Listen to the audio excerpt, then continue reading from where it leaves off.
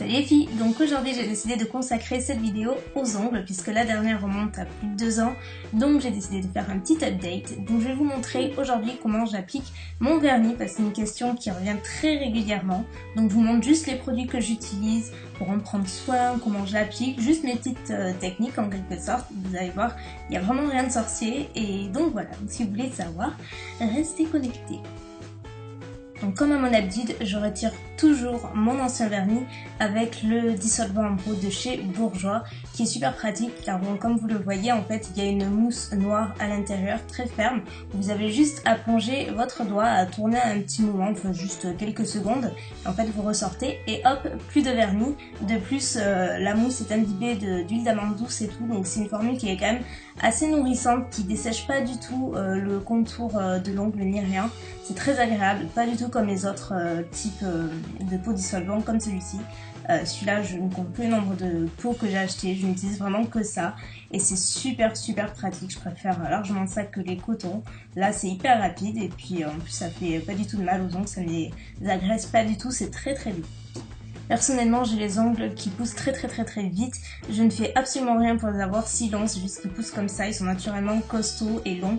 Et moi, j'aime pas trop avoir les ongles longs. Je préfère les avoir, voilà, semi-courts, on va dire.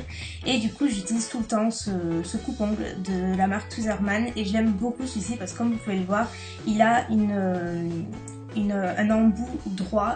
La plupart des coupe-ongles sont en biais sur les côtés et vu que moi je lime les ongles plutôt au carré sans que ce soit trop pointu sur les côtés, vous voyez, ben c'est parfait en fait, cette forme est parfaite et je l'ai depuis des années. J'avais acheté sur Fil Unique et il est génial. Franchement il fait un boulot au top et il fait vraiment de très jolis ongles après. Moi j'utilise que ça en complément de la ligne que vous allez voir après. Donc pour les couper, ben là vraiment il y a aucune technique particulière. Je coupe juste mes ongles, juste ce qui dépasse en fait, juste ce que je veux plus et après je vais venir pignoler un peu le tout avec la lime. Je ne l'utilise pas dans ma vidéo mais je vous conseille fortement ce petit bloc que vous pouvez trouver chez Sephora qui est super pratique puisqu'il peut limer, lisser, polir et faire briller votre ongle. En fait ça le prépare à accueillir le vernis. Moi je le fais pas systématiquement mais je le fais régulièrement et j'ai depuis des années, il fonctionne très bien. Et pour la lime, j'utilise cette lime en verre de chez Kiko depuis des années une nouvelle fois. C'est ce qui fonctionne le mieux sur moi parce que j'ai les ongles vraiment très costauds. Et du coup les limes en carton, même si elles sont très jolies, ça fonctionne pas sur moi, je préfère largement celle-ci. Pour les limer, j'y lime donc au carré en arrondissant un petit peu les bords pour pas m'accrocher évidemment.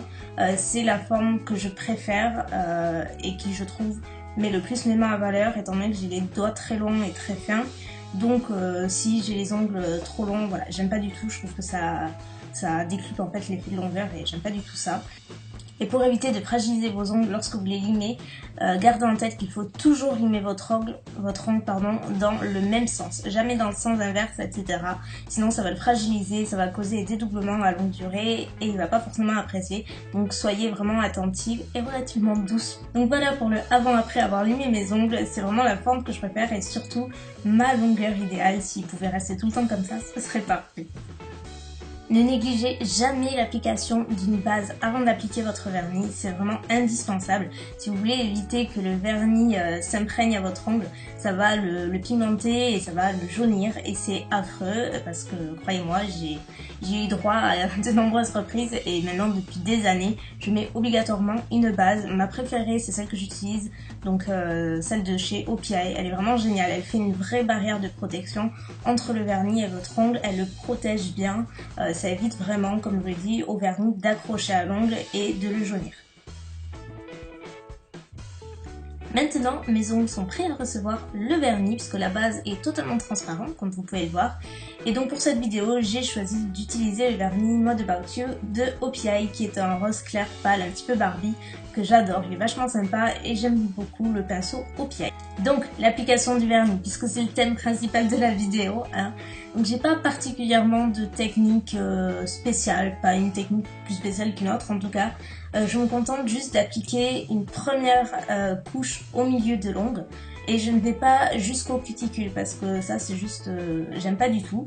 Donc je laisse toujours genre 1 mm entre le bord donc de mon ongle et mon ongle en lui-même. Donc voilà, c'est juste, il faut pas laisser plus de place. Mais si je vais jusqu'au cuticule, encore une fois, moi ça va donner l'illusion d'ongle encore plus long et c'est ce que je ne veux pas faire. Et personnellement, je trouve de toute façon que c'est plus joli, ça fait plus net comme ça.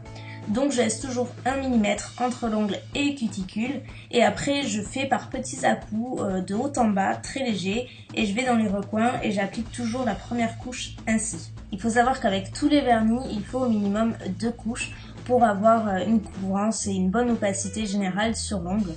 Parfois il faut plus de couches, rarement moins, c'est toujours au moins 2.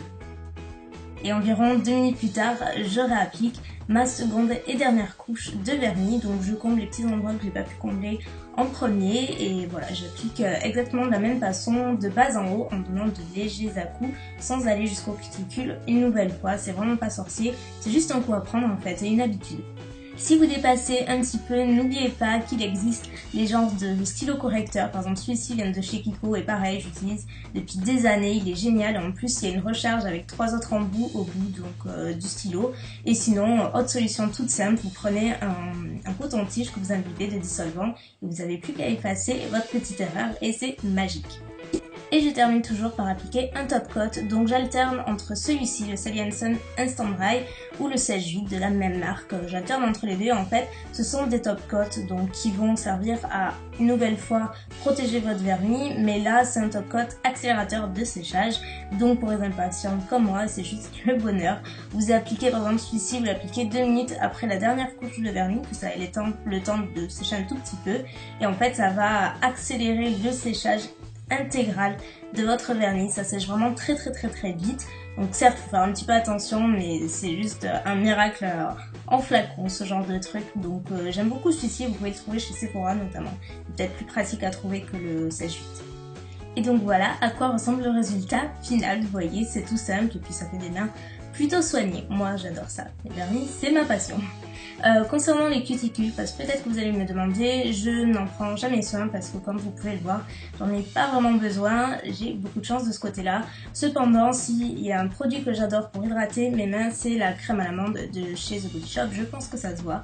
C'est une crème qui est super hydratante, qui ne laisse pas de fini gras, qui hydrate aussi bien les mains que les cuticules, donc c'est un produit 2 en 1 que j'adore et que je rachèterai sans le moindre souci. Donc voilà pour cette vidéo, j'espère qu'elle vous aura aidé, que vous aura peut-être donné quelques petits tuyaux, en tout cas je l'espère. Moi je vous fais des millions de bisous et je vous dis à très vite. Ciao.